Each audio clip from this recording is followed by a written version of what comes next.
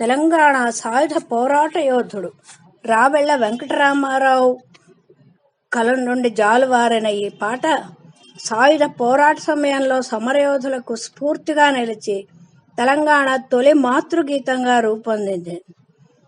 తొలి దశ తెలంగాణ ఉద్యమం కంటే ముందే ఈ పాట అనేక సభల్లో మార్మోగింది.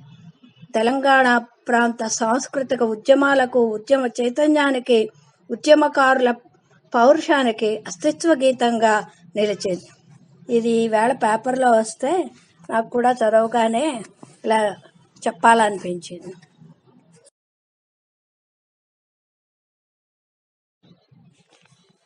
కథనాన శత్రువుల కుత్తుకుల నవలీలను ఉత్తరించిన బలోన్మత్తులేలిన భూమి వీరులకు కాడాచిరా, తెలగాడ తీరులకు మొగసాలరా.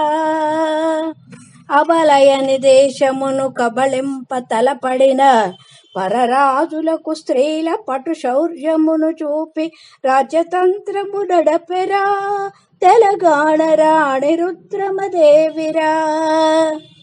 కల్పనాతీతమౌ కమనీయ శిల్పమును 1000 కంబాలలో వెలయించి మించినది అడుగడుగు శిల్పాలతో తెలంగాణ అందాలు విరజిమ్మెరా.